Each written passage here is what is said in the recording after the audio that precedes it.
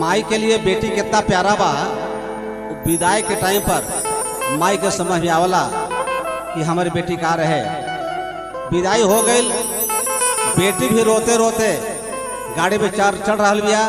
ओकर चाची, ओकर मौसी, ओकर बहन सब रोत बड़े और गाड़ी में चढ़ावत बड़े। लेकिन माई का कहतिया, लेके बेदाए भैले पराए, जारा बेजार रोवे मुहवा लोकाए, छोड़ देले पापा के दुआर, बेटे हमर चल देले आप ससुरा, छोड़ देले पापा के दुआर, बेटे हमर चल देले आप ससुरा, लेके बेदाए भैले पराए, जारा बेजार रोवे मुहवा लोकाए, छोड़ देले पापा के दुआर, बेटे हमर चल देले वाला ससुरा, छोड़ देले अपन ससुरा, बेटे हमर चल देले अपन ससुरा।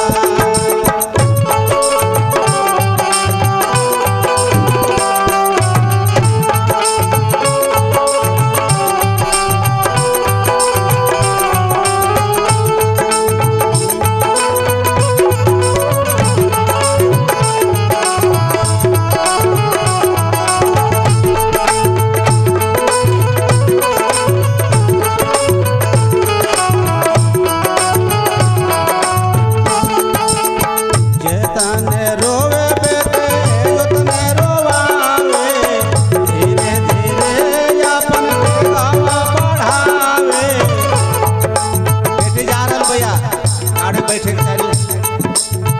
जितने रोवे ले बेटे उतने रोवावे, धीरे धीरे अपन गावा बढ़ावे, रोवे करे जावा के फारे, बेटे हमर चल देले अपन ससुरा, रोवे करे जावा के फारे, बेटे हमर चल देले अपन ससुरा।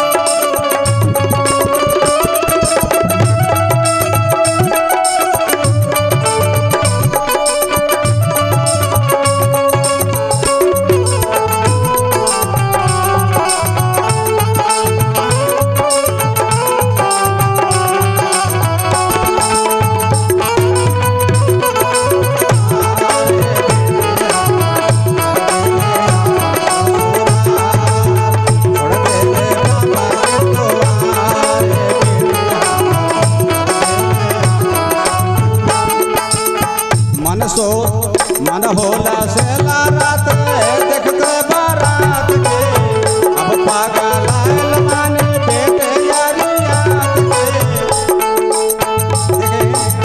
माई कह दिया कि रात जब बारात आयल, बाजा गाजा बाजत रहे तो बड़े मन में खुशी होत रहे।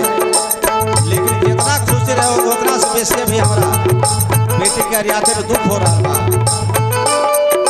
मन होला से रात देखते बारात के, अब पागल आयल माने बेटे यारी याद के, रोवे ले धारे कवारे, बेटे हमर चल देले अपन ससुरा, रोवे ले धारे कवारे, बेटे हमर चल देले अपन ससुरा, छोड़ देले पापा के दुआर, बेटे हमर चल